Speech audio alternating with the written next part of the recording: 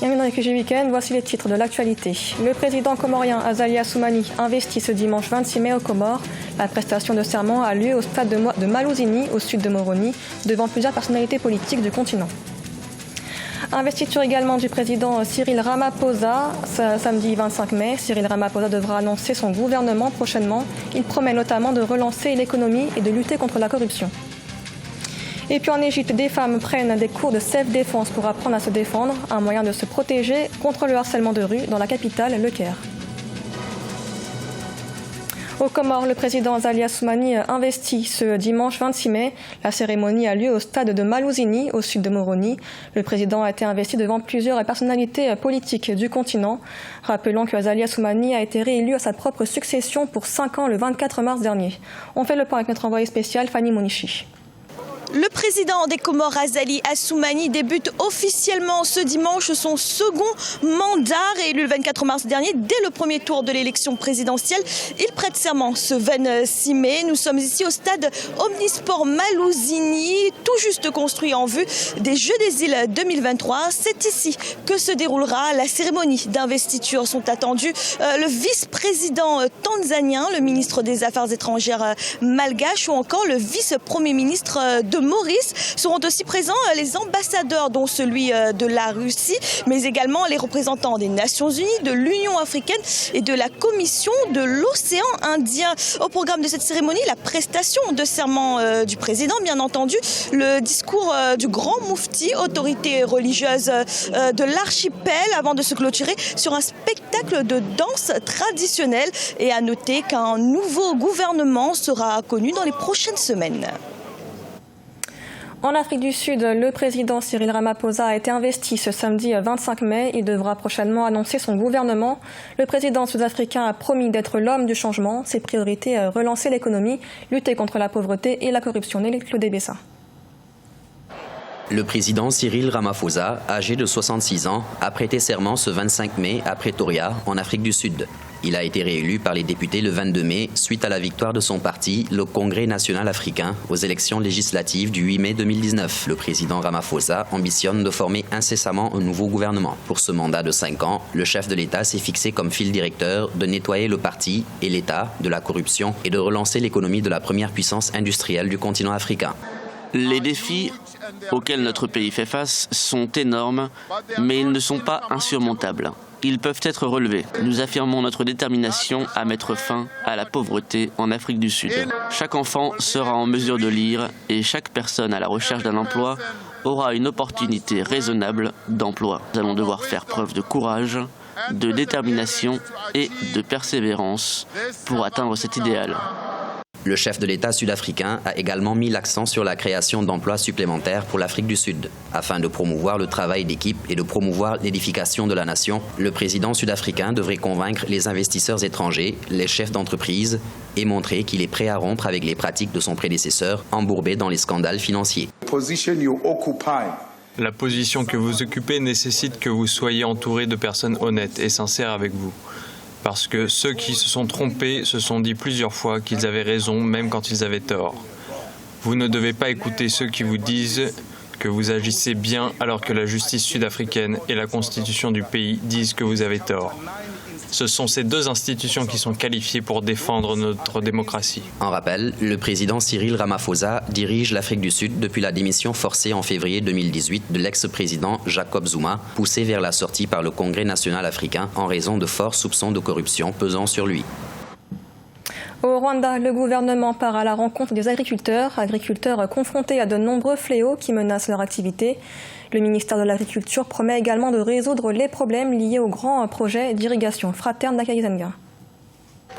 La ministre rwandaise de l'Agriculture multiplie les rencontres avec les agriculteurs et les éleveurs dans différentes régions du pays. Le but est d'écouter les doléances de ceux qui pratiquent ces métiers qui contribuent à 33% au produit intérieur brut du Rwanda. Ici, dans le district d'Okirehe, dans la province de l'Est, la ministre s'est entretenue avec les membres de la coopérative d'irrigation de Nacho.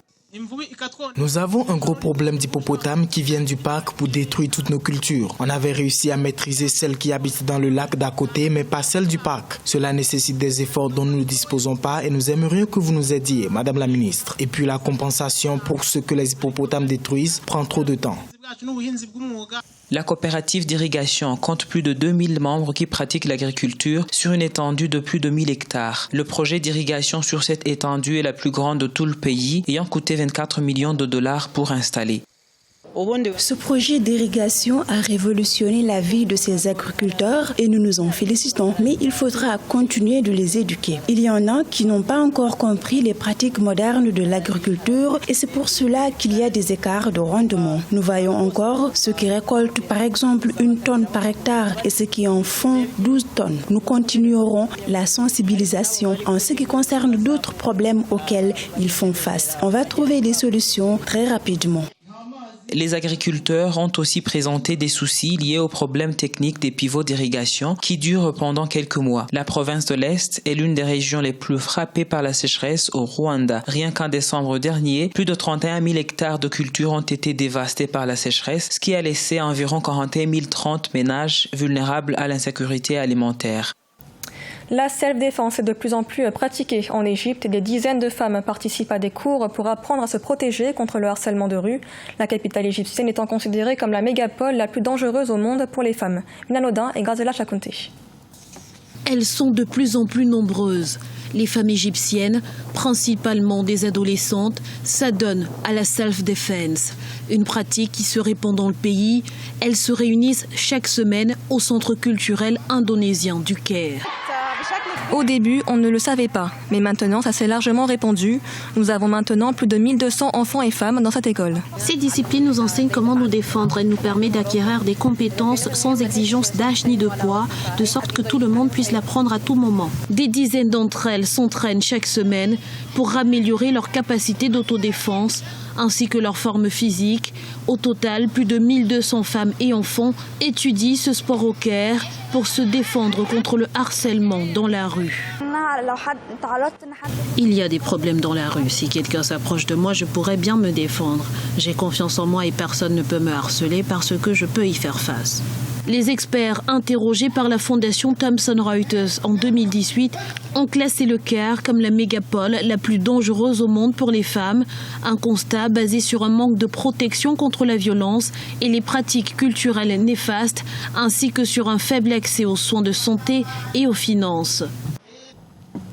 Et découverte des créations du styliste Hissène Adamou Camara. Le créateur fait la promotion des vêtements traditionnels du Tchad en les modernisant. Son objectif, faire de la mode un levier de croissance dans le pays. Mahamat Ramadan. Hissène Adamou Camara est considéré par de nombreux professionnels du secteur de la mode comme l'un des pionniers du stylisme tchadien moderne. Fondateur du Festival de la mode et des traditions tchadiennes, ce jeune amoureux des créations consacre son talent à la valorisation des accoutrements traditionnels de son pays, le Tchad, à côté de la modernité. Nous sommes en fait comme ces personnes-là qui essayent d'apporter tout le temps des touches nouvelles. Parfois, on essaie juste d'améliorer ce qui existe pour pouvoir lui donner une nouvelle vie. Donc, ce qui fait que quand les gens arrivent chez nous, ils sont toujours contents de découvrir quelque chose de nouveau. Ils sont toujours contents de dire que oui, enfin, ici au Tchad, on a des gens aussi qui travaillent, qui pensent et qui font en sorte que ça vit. Hissène Adamou Camara croit fermement que le secteur de la mode peut être un levier de croissance économique dans un pays pauvre comme le Tchad. Pour atteindre cet objectif, il recommande aux jeunes entrepreneurs d'investir et de moderniser le secteur de la mode afin d'immigrer vers les marchés en ligne qui offrent de larges opportunités d'affaires. Même pendant les périodes de crise, tous les secteurs peuvent tomber, mais pas les secteurs de la mode parce que les gens s'habillent quand même malgré tout. Donc le rêve est d'avoir une industrie véritable, capable de travailler et de produire par centaines, même par milliers, afin qu'on puisse exporter les vêtements qui sont made in Tchad, mais de vrais vêtements.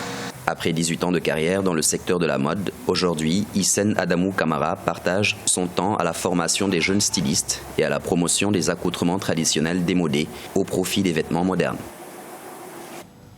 Ce journal a été réalisé par l'ensemble de la rédaction. Merci de l'avoir suivi. L'actualité continue sur Africa 24.